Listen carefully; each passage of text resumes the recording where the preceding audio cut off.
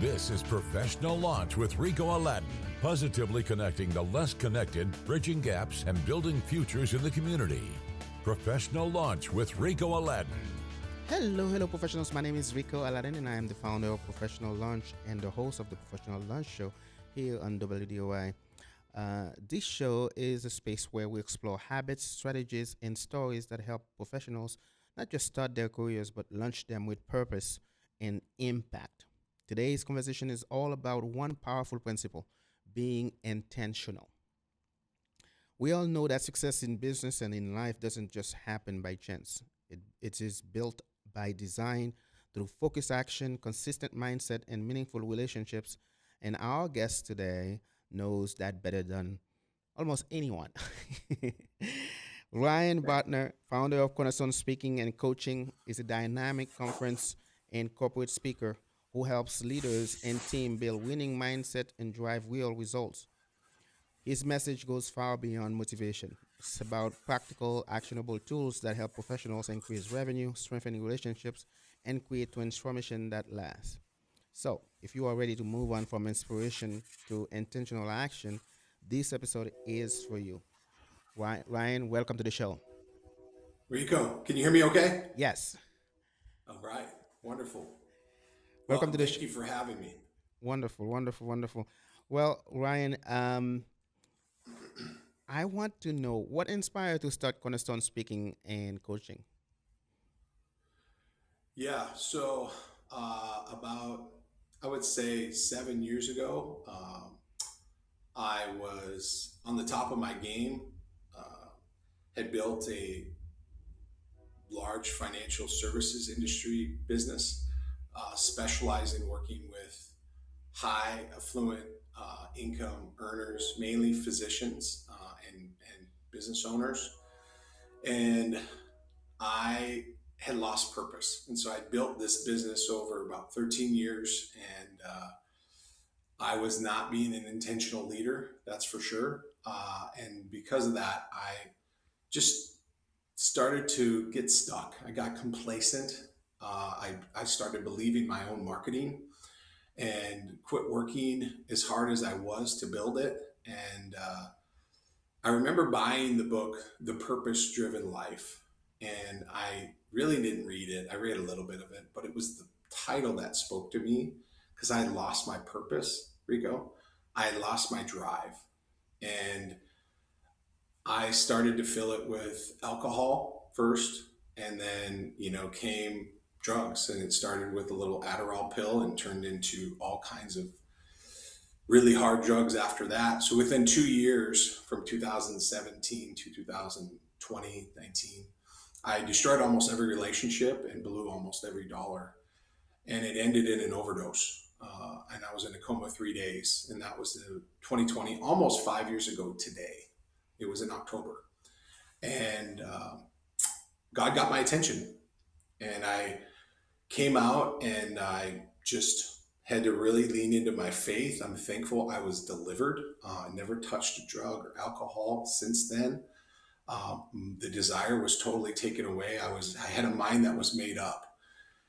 And I fell in love with the Word of God. And because of that, John Maxwell stuff really started to speak to me. In one of his books called The 15 Invaluable Laws of Growth, the first law is the law of intentionality. And I said, man, I need to start being more intentional about being a husband and a father and a business owner and a leader. And it really just stuck with me. And I just started to rebuild my life. I'd work at soup kitchens, food pantries.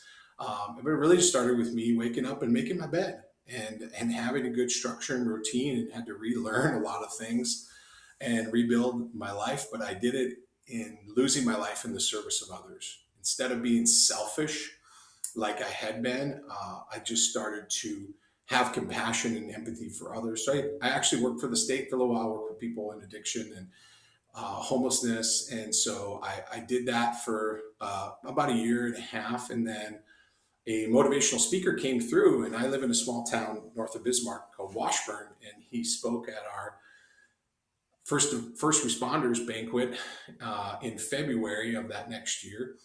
And he could have swore he was speaking right to me. And I tapped him on the shoulder and said, I want to do what you do. And he said, well, call me Monday.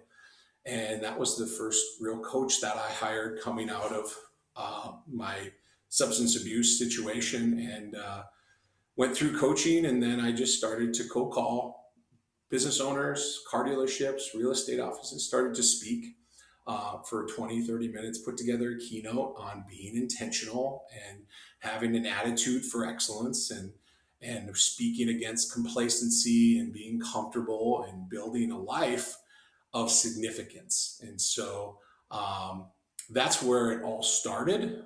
And that's been, I've been doing that full time for almost 4 years. Wonderful, wonderful. Part of your story that I think a lot of people can relate with, it's the fact that sometimes we feel lost. Yeah. We don't have purpose. And as you know, I don't know if I mentioned that if I told you before, but this show is about helping young professionals who are starting out launch their careers. And Yeah. sometimes you can feel lost even at 18 years old or at 20 years old, right? Not knowing, Yeah. not having any purpose.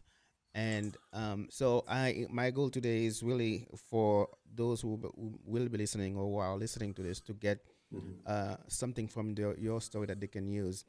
But you talk about being intentional, and I want to know what does that mean to you personally on a Yeah. daily basis, Yeah. being intentional. Well, I think it really starts with everything rises and falls on leadership. I'm kind of old school in thinking that, right? And the first leadership I need to own in my life is I need to lead myself.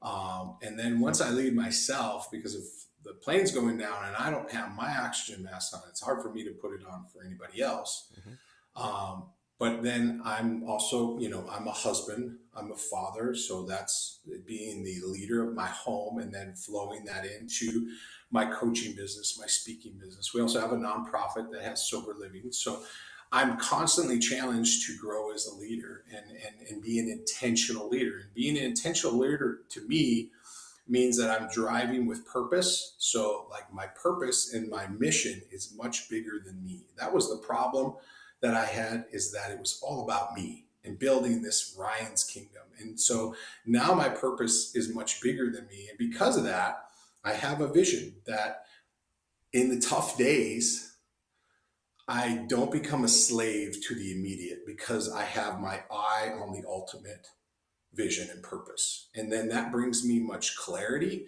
and also direction and confidence in every step that I take. So intentional leaders, they know why they lead, if that makes sense. Mm. It's not about authority, right? Because the position is one thing, but you need to really tie into your purpose. Like, why do I want to do this? Like, when I first coaching people, I ask them, okay, you're doing this. Why are you doing this? Like, we need to know the why behind it, because it's about impact. It's not about authority.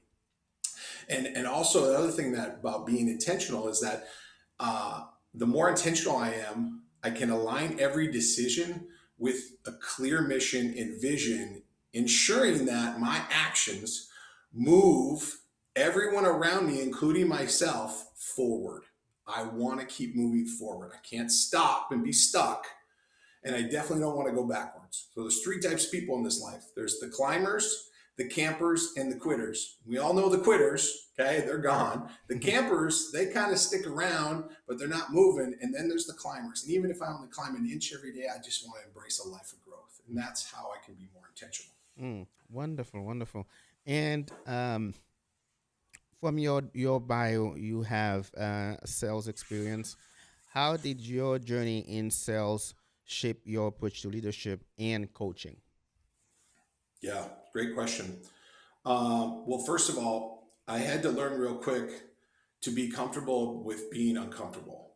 And in the life insurance business, financial services, when you first come into training, they say, okay, you need to bring 200 names to training, and we're going to go through your script on how you're going to reach out to these people. So now I overcome my fear of making phone calls, uh, inviting people to be able to do fact finding with them. And so I had to from day one. And if I would have refused to do that or allowed the fear, false evidence appearing real, influence, I would have had to go work for somebody else and I would have never been able to build my business. So that number one, facing my fear and making sure that I prioritize my revenue generating activity every single day. I had my power hour from 9 to 10. It was me making phone calls and making sure I had a full schedule moving forward. And all of those things needed to be high priority in my life. And I wanted to make sure that if they told me to make 30 phone calls, I'd make 40. And so I believe kind of in the Kobe Bryant school of, you know what, if they're doing practice at 8 a.m. and noon, I'm going to do a practice at 5 a.m. and 8 and noon, and I'm going to do a third more of the work. And over time, it's going to build. And so that was my mindset because there was no ceiling on, the position that I had in sales. Like, it's all on me. Success was my own fault. Does that make sense? Yeah. Wonderful, wonderful. So, what common mindset barriers do you see holding professionals back, especially in sales? Yeah, yeah. Great question. So the biggest thing is, and this is what I teach every day, and I preach it because I need to get it deeper in me, and that is the four things that top performers have in common. These are the four characteristics that top performers. Now I'm talking about top performers, not necessarily top producers that make the most money. This could be a top teacher, a firefighter, a police officer. Top performers, they have four things in common. All right. And number one is they are remarkably bold. They are bold in asking people to move forward. They have an offer in the sales world, so to speak. If there's no offer, there's no monetization. They are bold in asking for referrals. They're always moving the ball ahead and putting points on the board with their boldness. So that's number one. Number two, they're amazing people connectors. They not only can connect with somebody within 4 to 5 minutes of meeting them, and you think like, wow, I think I've known Rico for 10 years because of their connection power. And they also have an ability to be a professional people connector, and connecting them. I believe your network is your net worth, and connecting them with other people that will move the needle in their business as well. I believe in being a needle mover. So they're needle movers who are people connectors. That's number two. Number three, they have an intrinsic motivation. That means, once again, the mission is bigger than them, and they wake up every day and they activate, and they know how to activate. And there's ways, and I talk about this a lot in my speeches and my coaching, is ways to activate every day. It could be competition. It could be fear of loss, of losing something. It could be embarrassment, right? It could be a lot of things that activate you every single day, but they have an ability to know, no matter what's going on, I have an intrinsic motivation, which motivation means to move, and I am just going to move. When I don't know what to do, I just do something.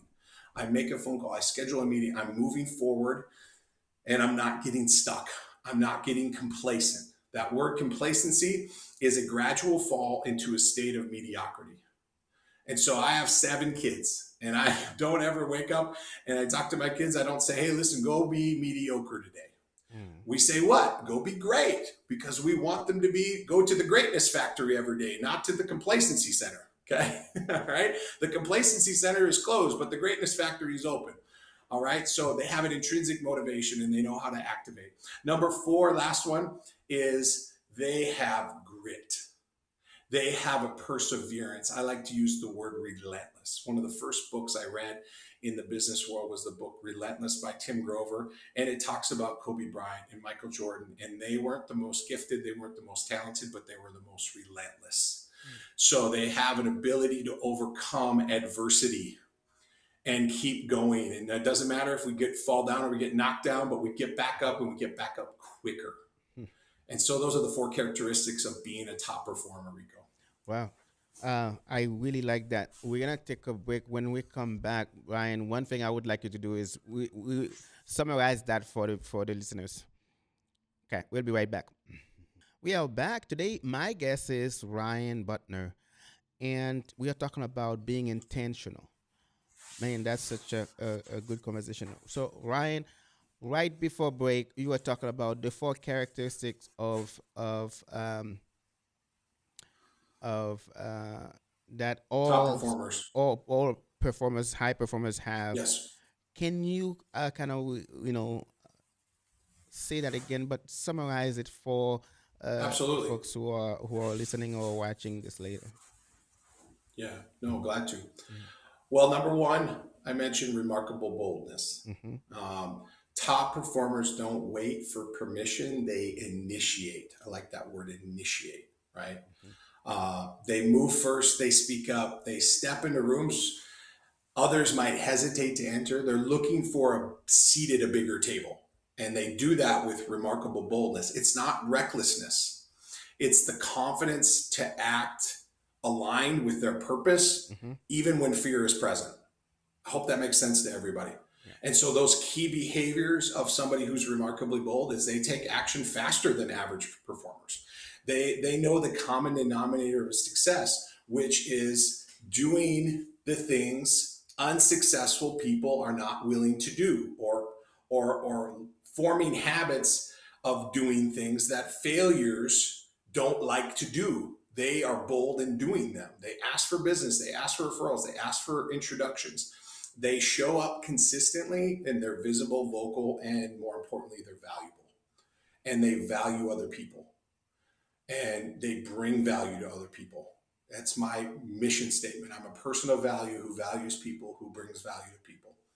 And the other thing is they make decisions which are moved and anchored in conviction, not comfort. I'm convicted to help others.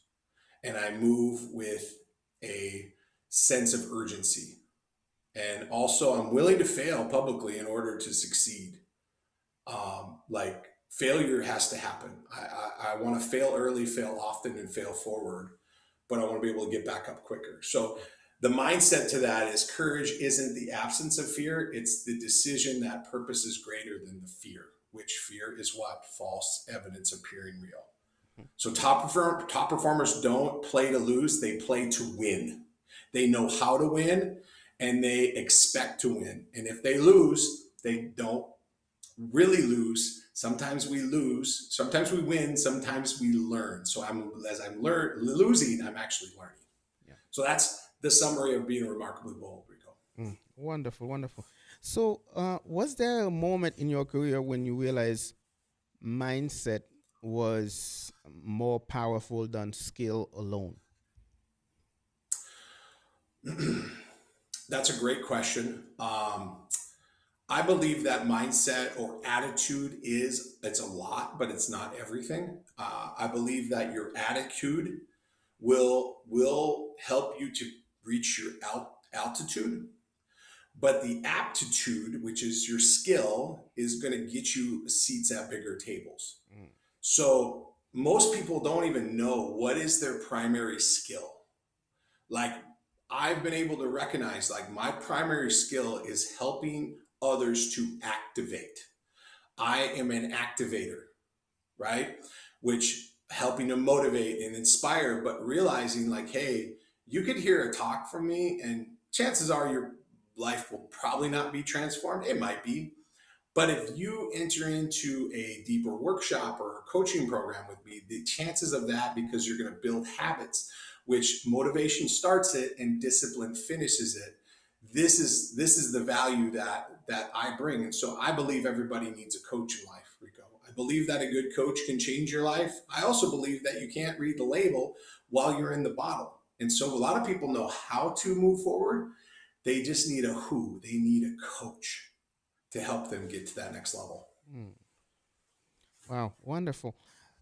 So I think that's something similar that we are doing with Professional Lunch by providing mentorship for those who are, trying to launch their careers, college students, uh, who are trying to find a career path. So our goal is to create a mentorship platform where they can connect with people that are doing what they want to do, and learn from them, and so that they can find success.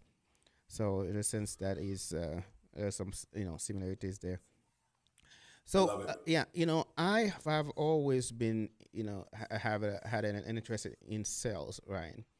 And so when it comes to sales, what is the biggest mistake sales team make when trying to boost performance? Yeah. Great question. I think, first of all, in business, you either have one of three problems. You either have a leads problem, a conversion problem, or a servicing problem, delivery problem. Hmm. I believe most organizations can service and deliver pretty well. That means they either have a leads problem or a conversion problem. And on the front end of that, the the big question I always ask any organization is, okay, what problem do you really solve? And if you can be very clear with that and you could speak to that pain, that's going to bring people in. But then I still have to take them to a process. And that process is once I engage with a lead, I have to go through discovery.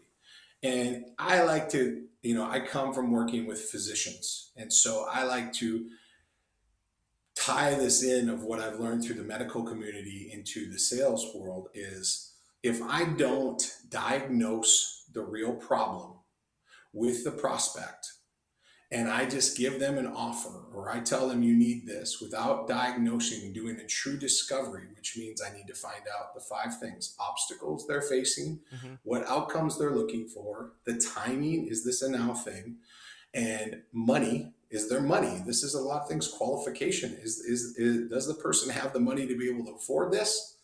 And then lastly, are they the decision maker? So those anchor points need to be locked in the diagnose phase. If you offer or like give a prescription without diagnosing, you actually commit malpractice and you go to jail as a doctor. And so the same thing is happening in the sales world. We're not doing a good enough job in the diagnose. And then what happens? We get all these objections. I need to think about it. I need to talk to my spouse.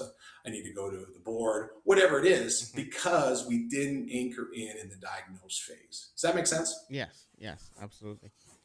So earlier you were talking about the way you motivate others. How do you help team move from motivation to measurable action Yeah. when in your coaching? Yeah. And when I first started coaching, I started doing life coaching. I was a certified life coach. So I did some life coaching with people, and then I got into leadership coaching. And then what happens is I found out life coaches and leadership coaches, when economy's tight, those are the first coaches that get cut. And so then I really structure my business to be more sales focused because I want to move the needle and helping organizations from day one go from mental creation into physical action quicker. And so, what is the one or two key things that's going to move the needle in this business that's going to be different than anything else we've ever done? And how can I help them to implement and integrate that as fast as possible? That's my main goal when I come into any organization is I want to hopefully be able to read that label while they're in the bottle because I'm giving them an outside perspective.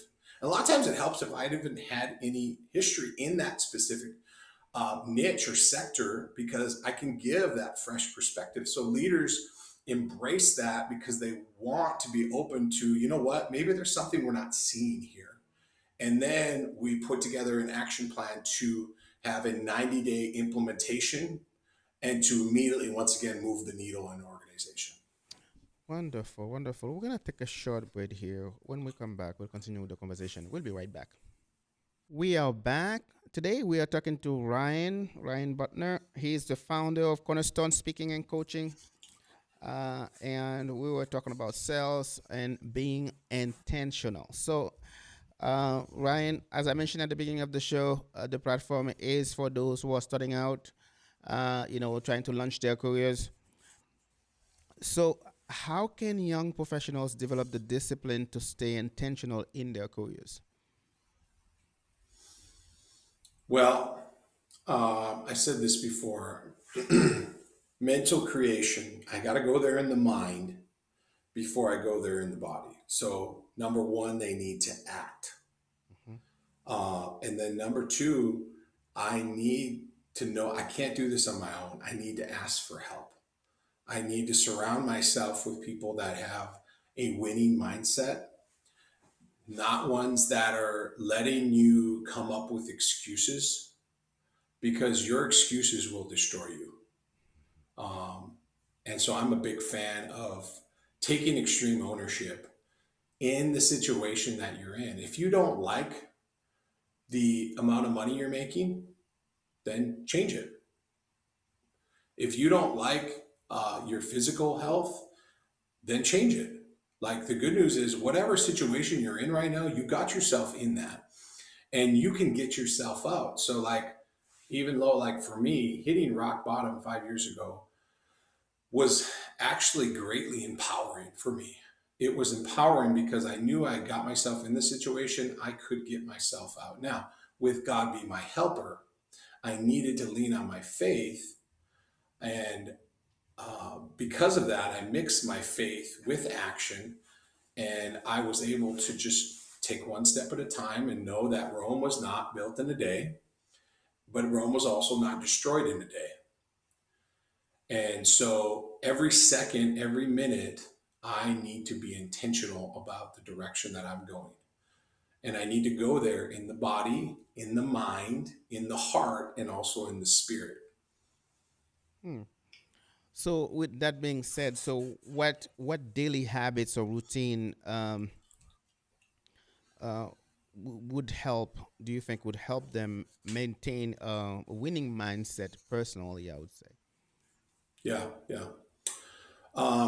You know, I believe that discipline will get you where you're going. The word discipline comes from the derivative disciple, which means to give yourself over to a person or a cause. So, the discipline that you build in your structures every day, if I was to follow you around every day and I was to say, "What are you doing on your phone? Scrolling.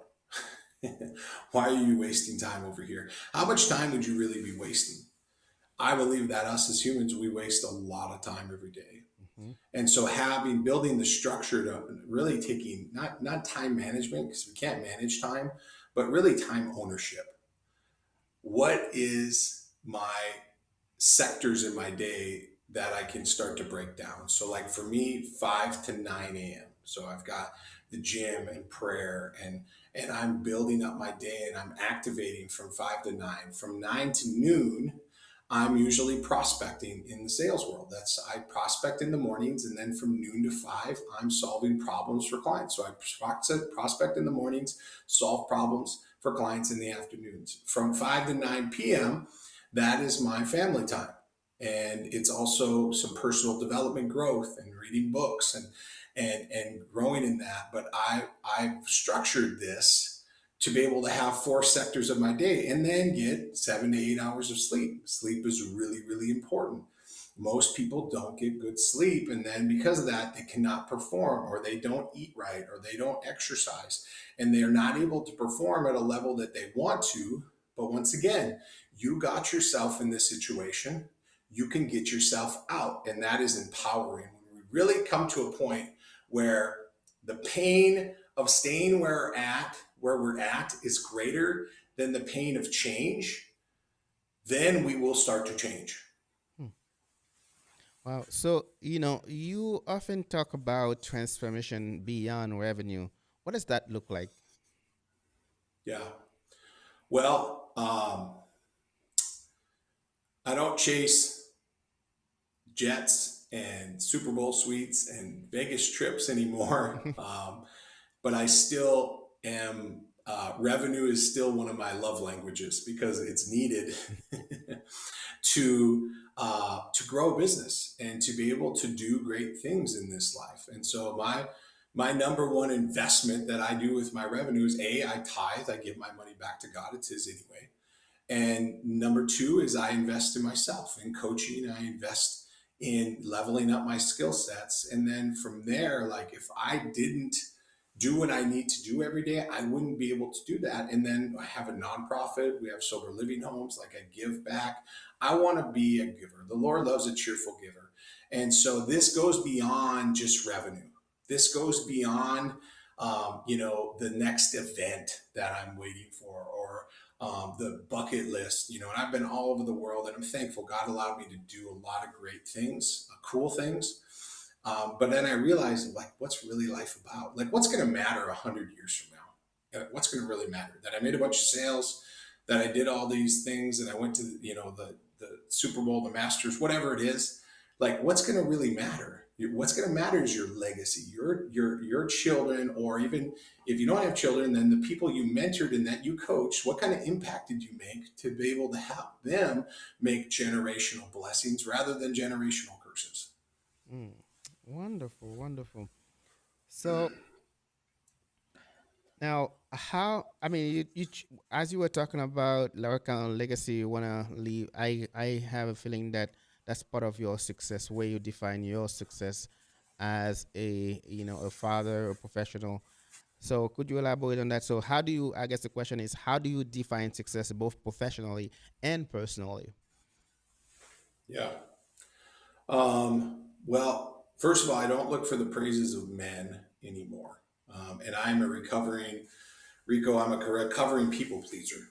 Okay, and so um, I don't seek the praises of men. I still want people to like me. I'm on the disc profile. I would be a high I, which is interactive, interested in people, and I don't want anybody not to like me, right? So that's like a big thing. But I've overcome that because honestly, I just I want my life to be pleasing to my Creator, and not to get too religious, but like coming closer to, well, first of all, death, and seeing the darkness that I was in, and now being in his marvelous light. I just want to be pleasing. So I want to be in the right place at the right time and do the right thing. I want my steps to be ordered and my words to be ordered. I just want to be a blessing. I Hmm. want to leave people better than I found them. And number one, my first ministry is my own house, my wife and my children. And then it expands from there. And so I'm not perfect. Like, I'm definitely not perfect. And like, I fail a lot. And so, but I just want to keep growing and keep learning. And that's what this is about. Once again, uh, striving for excellence, but knowing you're never going to reach perfection. And just my faith comes in. I'm not just going to go into tomorrow. I will grow into tomorrow. I like that. So, um, what what one piece of advice you will give to someone who wants to elevate their sales or game, or even elevate their life? Yeah. Well, first of all, you need to quit bringing things to the planning committee, because that's where dreams go to die. Mm, So that's number one, is quit being paralyzed by analyzing and take more action. mm, Action has solved more problems in my life than anything else I could have ever imagined. So taking that massive action, and then be a chief encouragement officer. Listen, if I'm having a tough day, you know what I do? I just go encourage somebody else. Like, I lift somebody up. I like the word edify. Edification means to build them up. And just even saying, listen, Rico, I believe in you. I'm probably one of a few people in your life that maybe have said that. Some people never have heard that. And so, in being a chief encouragement officer for me, and the word encouragement means to put courage into something. And we live in a world that is very discouraging. It takes courage out of us, right? So, taking massive action, building people up, being a chief encouragement officer, and then making sure you fuel yourself. Like, if my cup is half full and I give you the other half, and now I resent you, whose fault is that? I did not keep my cup full. I want my cup to be overflowing, so that I am continually being a go giver. I want to give, I want to help any way that I can, and have an abundance mindset and not a scarcity mindset. And then I think lastly is just refuse to break. Like, understand that people are going to let you down and things aren't going to go your way. But once again, I have a mission and a vision and a purpose that's bigger than me. And so I don't become a slave to my everyday thing. And I'm not living in such an emotional life and a roller coaster of life. That's what a true difference maker does. Wonderful. That was great, Ryan. Thank you. We're gonna take another short break here. When we come back, we'll continue with the conversation. We'll be right back. We are back today. Our guest is Ryan Botner, and he is the founder of Cornerstone Speaking and Coaching. We're having a conversation about being intentional. Right? It's a very powerful principle that I think we all can look at and kind of include in our lives.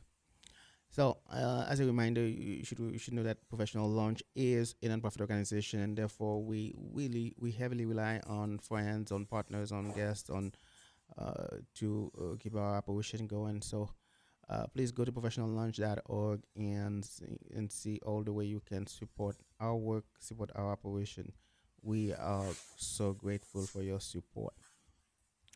Now, Ryan, um, as we were talking about advice for young professionals, um, if you were, you mentioned you have kids. If you have, if you were at a training and then a young college student walk up to you and say, "I want to do what you do," or "I want to, be intentional about my life."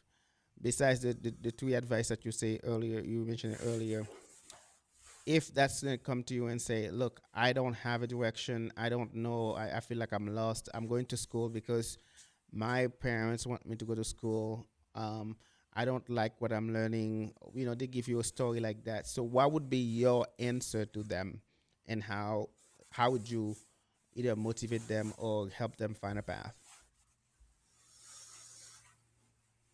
Number one, I would tell them to write their goals down. When you write your goals and your dreams down, the chances of them happening go from just 5% of keeping them in your mind to writing them down, they go to 35%.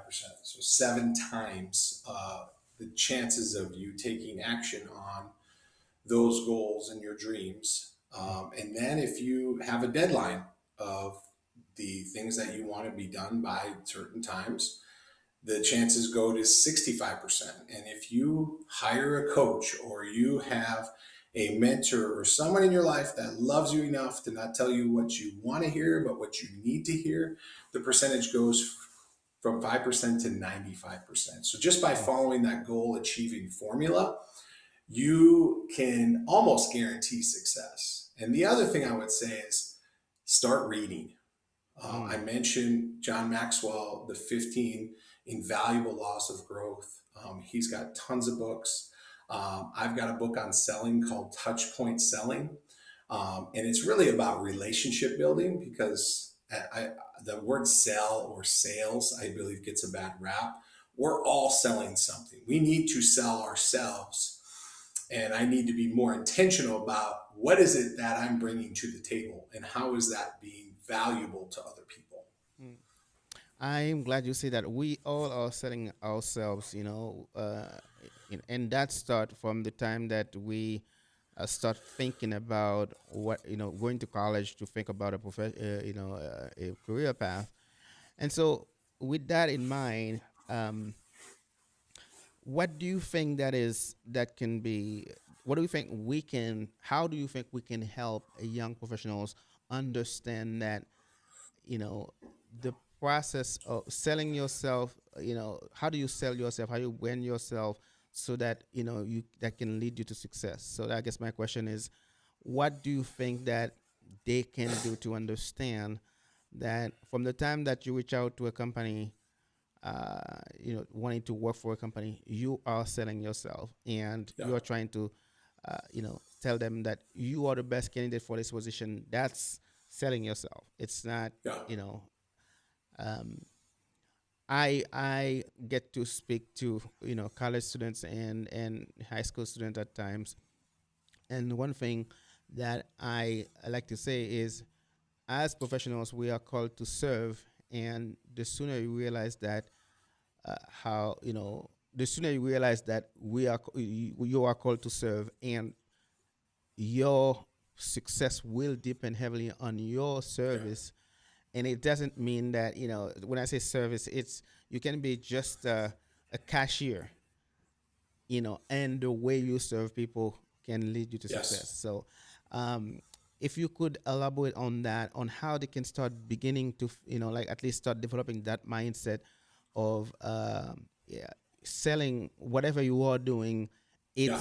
you are selling yourself, you are selling Mhm. something, right? Yep. I believe no matter if you're the janitor to the CEO, Hmm. you have the ability to lead in an organization. And even if you're not the entrepreneur, you can be an intrapreneur. So that means you have a business inside of a business. And the more profitable you are as an intrapreneur, you are more valuable to that company. That's the number one thing. And then the other thing is leadership is influence, nothing more, nothing less. People don't care how much you know until they know how much you care. How did I make them feel? Did I really have compassion, and was I consistent and committed in my life? Did I show up early? Early is on time. Hmm. Did I do what I say I'm going to do? These are core values Yeah. that we need to have in our life. And I believe in being consistent, and I believe in being committed. I Hmm. also believe in being curious and being a lifelong learner and compassionate to others because people go through things in life. And then lastly, I believe in being accountable Mm. and holding myself accountable with extreme ownership and being a part of organizations that hold me accountable, because that's the only way that we're going to get to the next level and really come together to be a part of a culture that people fight to be a part of. And I want to be a part of that. Wonderful. Ryan, I really wish we had more time for the conversation because I get to learn quite a bit today. And, it's a powerful principle being intentional about your life, about what you do. I think that's something that I have to, add more focus to it because that will help me. And hopefully, this episode today will help a lot of folks because we talk about a topic that is very important. Thank you so much, Ryan. I don't know when you're gonna be in Yes. Fargo, but we should do lunch when you're in Fargo just to chat a little bit Yes. more. So I appreciate your time today. Thank Thank you you so so much. much. Appreciate that. Now, this is the product I tell you. It's up to you to make today a great day. Have a great day.